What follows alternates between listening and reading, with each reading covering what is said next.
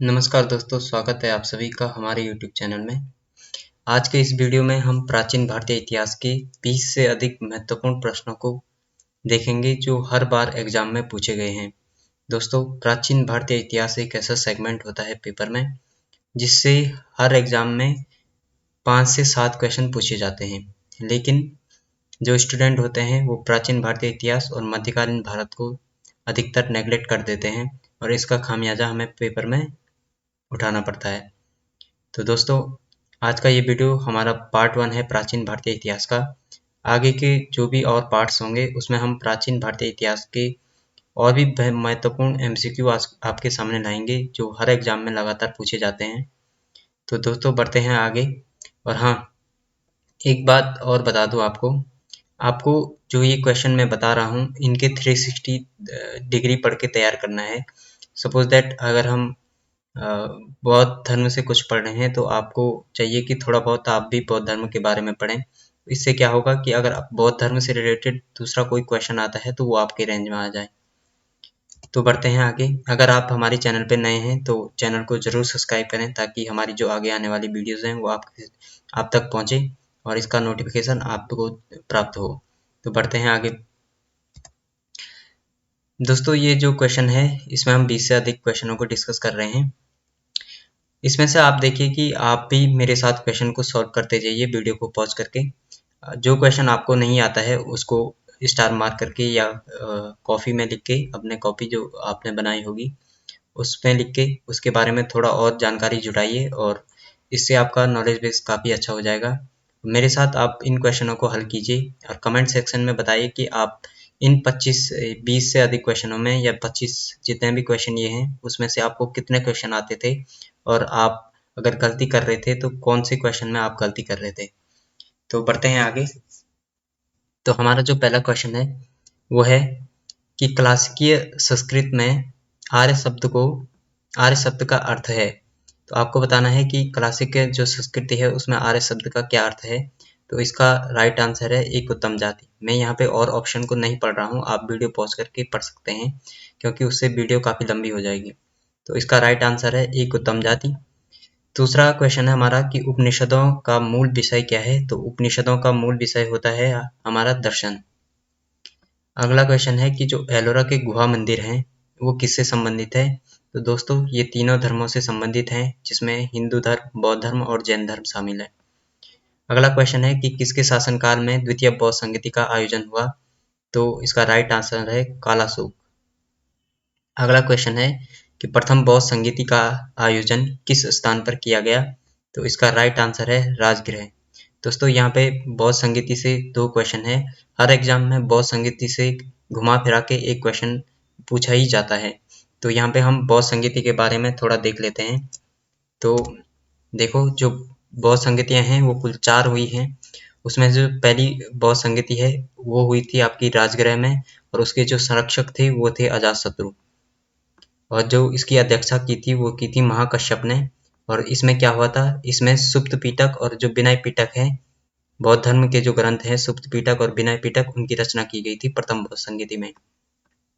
बात करें द्वितीय बौद्ध संगीति की तो ये वैशाली में हुई थी। इसके जो संरक्षक थे वो कालाशोक थे। इसकी अध्यक्षता की थी सर्वकामिनी ने। और इसमें क्या हुआ था कि बौद्ध धर्म जो है 2 संप्रदायों में विभक्त हो गया था। एक था महासांगिक और दूसरा था स्थविर। ठीक है। अगला जो बौद्ध संगीति हुई थी वो हुई थी पाटलिपुत्र में और ये इसके संरक्षक थे अशोक। ये काफ़ी इम्पोर्टेंट है। और इसकी अध्यक्षता की थी मोगलीपुत्र तीस ने। इसमें क्या हुआ था कि जो बौद्ध धर्म का तीसरा पिटक है जिसे अधिधम पिटक कहा जाता है उसकी रचना की गई थी। चतुर्थ जो बौद्ध संगीति है वो हुई थी आपकी कुंडल वन में और इसके जो संरक्षक थे वो थे कनिष्क और इसकी अध्यक्षता की थी वसुमित्र ने। और इसमें क्या हुआ था, जो बौद्ध धर्म था वो 2 संप्रदायों, एक हीनयान और एक महायान, दोनों में विभक्त हो गया था। ठीक, तो ये था हमारा बौद्ध संगीति के बारे में। आप इस चार्ट को अगर अच्छे से समझ के याद कर लेते हो तो ये मान के चलिए बौद्ध संगीति से जो भी क्वेश्चन आएगा वो आपकी रेंज में होगा। तो इसको या तो आप स्क्रीनशॉट ले लीजिए या आप अपने जो नोटबुक है उसमें लिख लीजिए। तो बढ़ते हैं आगे।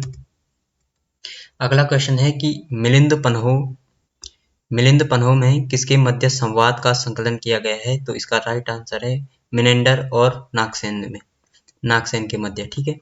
अगला क्वेश्चन है कि गुप्त काल में किसने आयुर्विज्ञान विषयक रचना की? तो इसका राइट आंसर है सुश्रुत। सुश्रुत ने सुश्रुत संहिता जो उन्होंने लिखी थी वो आयुर्विज्ञान से संबंधित थी, तो इसका राइट आंसर सुश्रुत हो जाएगा।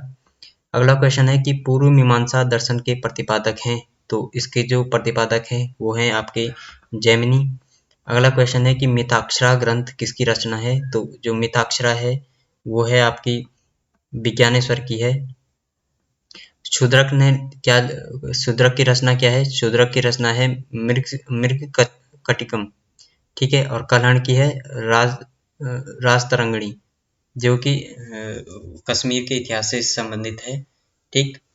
तो अगला क्वेश्चन है कि आध्यात्म ज्ञान के विषय में नचिकेता और यम का संवाद किस उपनिषद में प्राप्त होता है? तो इसका राइट आंसर है कठोपनिषद। ठीक। नचिकेता और यम का संवाद किस उपनिषद से प्राप्त होता है? तो वो होता है कठोप उपनिषद से। ठीक। बढ़ते हैं आगे। अगला क्वेश्चन है हमारा 11वां कि पुष्टि मार्ग का प्रतिपादन किसने किया था? तो पुष्टि मार्ग का जो प्रतिपादन था वो वल्लभाचार्य ने किया था। अगला क्वेश्चन है कि दिल्ली के लाल किले में मोती मस्जिद का निर्माण किसने किया था? तो ये किया था शाहजहां ने। ये क्वेश्चन काफी इंपॉर्टेंट है, ये बार बार एग्जाम में देखा गया है। अगला क्वेश्चन है कि आयुर्वेद अर्थात जीवन के विज्ञान का उल्लेख सर्वप्रथम किसमें मिलता है? तो ये मिलता है आपका अथर्ववेद में। अथर्ववेद 4 वेदों में से एक वेद है, जैसे ऋग्वेद, सामवेद, यजुर्वेद और अथर्ववेद। ठीक। अगला क्वेश्चन है कि निम्नलिखित में से कौन सा सबसे पुराना भारतीय दर्शन है? ये भी काफी इंपॉर्टेंट क्वेश्चन है। ये है हमारा सांख्य दर्शन, सबसे पुराना भारतीय दर्शन माना जाता है। अगला क्वेश्चन है कि महाबलीपुरम के मंदिरों का निर्माण किसके द्वारा किया गया था? तो ये किया गया था पल्लवों के द्वारा। आप राष्ट्रकूटों में भी कंफ्यूज कर सकते हो और पल्लवों में आपको कंफ्यूजन हो सकता है, तो इसका राइट आंसर है पल्लवों द्वारा। ये महाबलीपुरम के मंदिर का एक उदाहरण है। ठीक। तो इस तरीके के मंदिर बनाए गए थे पल्लवों द्वारा महाबलीपुरम में। बढ़ते हैं आगे। अगला क्वेश्चन है कि सिंधु सभ्यता का कौन सा स्थल भारत, निम्नलिखित में से सिंधु सभ्यता का कौन सा स्थल भारत में स्थित है? तो इसमें से जो लोथल है वो भारत में स्थित है। ठीक। देखो, ये जो मैप है आप इसका स्क्रीनशॉट ले लीजिए या आप अपनी नोटबुक में बनाना चाहो तो बना सकते हो। तो एक बार इस मैप को देख लीजिए। यहाँ पे सिंधु सभ्यता के जो भी महत्वपूर्ण स्थल हैं और जो नदियाँ हैं उनको आप एक बार ध्यान से पढ़ लीजिए, क्योंकि जो नदी है और जो स्थल है उसके बारे में भी क्वेश्चन आ सकता है, और जो स्थल है कि कौन सा स्थल कहाँ पे है वो भी आ सकता है। जैसे आपको पूछ लिया कि सिंधु घाटी सभ्यता का सबसे उत्तरी स्थल कौन सा है, तो यहाँ पे मांडा हो जाएगा। सबसे दक्षिणी है तो वो नीचे दाइमाबाद है, महाराष्ट्र में पड़ता है। तो इस तरीके से आपको ये चीज़ें देखनी है। सिंधु घाटी सभ्यता के जो स्थल होते हैं वो काफ़ी इम्पोर्टेंट होते हैं, वो आप ज़रूर देख लीजिए। चाहो तो इसका स्क्रीनशॉट आप ले सकते हो। तो बढ़ते हैं आगे। अगला क्वेश्चन है कि अंकोरावाट का विष्णु मंदिर कहाँ है? तो इसका राइट आंसर है कंबोडिया में। कंबोडिया में अंकोरावाट का जो विष्णु मंदिर है वो कंबोडिया में स्थित है। अगला क्वेश्चन है कि किस अभिलेख से प्रमाणित होता है कि चंद्रगुप्त का प्रभाव पश्चिमी भारत पर था? तो ये इसका राइट आंसर है रुद्रदामन का जूनागढ़ अभिलेख। ठीक है। अगला क्वेश्चन है कि जो आजीवक संप्रदाय था उसके संस्थापक कौन था? तो इसका संस्थापक था मक्खाली घोषाल। ठीक। इसके संस्थापक कौन था? मक्खाली घोषाल। अगला क्वेश्चन है कि गांधार कला शैली का संश्लेषण यानी कि मिश्रण है। गांधार कला शैली एक मिश्रण है या संश्लेषण है, तो किन दो शैलियों का मिश्रण है? तो जो गांधार कला शैली है वो है भारतीय और यूनानी कला का। ठीक है।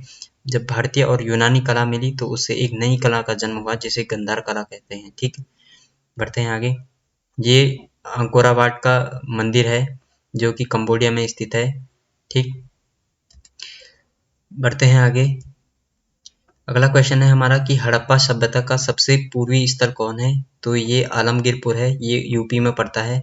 तो इस टाइप के जो क्वेश्चन है कि हड़प्पा सभ्यता का सबसे पूर्वी स्थल, सबसे पश्चिमी, उत्तरी, दक्षिणी, तो ये क्वेश्चन आपको याद होने चाहिए जैसे इसमें पूछा गया है कि हड़प्पा सभ्यता का सबसे पूर्वी स्थल कौन है, तो ये आलमगीरपुर है।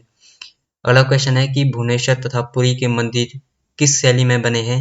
तो आपको पता होगा कि जो मंदिर की शैलियां हैं वो 3 हैं, नागर, द्रविड़ और वैष्णव। ठीक, तो इसमें से जो भुवनेश्वर तथा पुरी के मंदिर बनाए गए हैं तो वो बनाए गए हैं आपके नागर शैली में।